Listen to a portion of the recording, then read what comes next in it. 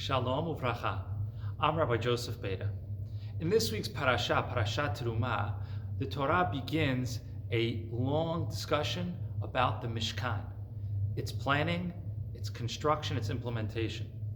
And it begins with the centerpiece of the Mishkan, the Aron HaEdut, the Ark of the Covenant. The Ark was a beautiful golden case that was situated at the center of the Mishkan. It was the focus. Within it was the Luchot that Moshe received from Har Sinai. And there's a very unique law that applies to the Aron, and that is that it had poles that were not to be removed. Now, all of the utensils in the Mishkan, like the Mizbeach, the altar, or the Shulchan, the table, had ways of transport where poles were used to carry them when they moved in the desert, because the Mishkan, after all, was transportable. But something was different about the Aron. The poles of the Aron, the Torah tells us, lo yasuru mimenu, were not to ever be removed. It was a law in the Torah that the poles remained part. What's the purpose of this unusual law? Why is the Aron different than all the other utensils? There's many possible answers, but the one that I like is that there's a symbolic message being given here. And that message is the Aron, which represents the Torah, needs to be supported, needs to be sustained.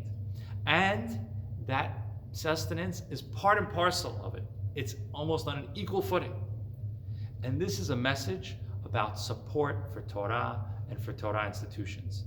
What the Torah, by giving this mitzvah, is telling us is that by supporting Torah institutions, you are part and parcel of the Torah. And this is something that people sometimes miss. They think that when they give to a Torah institution, they're giving tzedakah, or they're doing a chesed.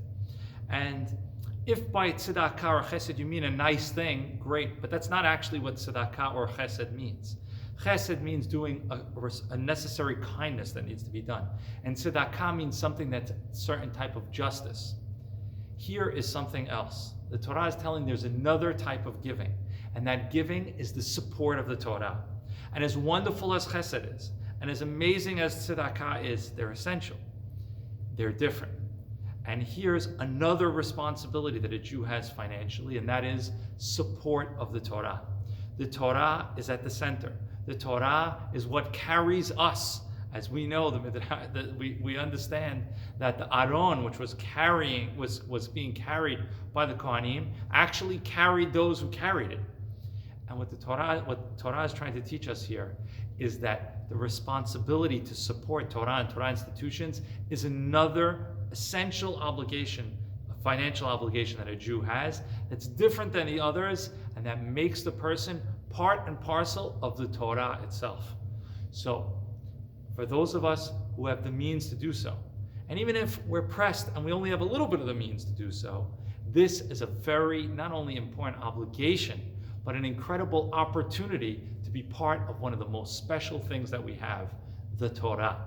So therefore, it's important for us to look at our ability and our responsibility to support Torah institutions as a gift. We think we're carrying it, but the Torah is teaching us it's carrying us. Shabbat Shalom.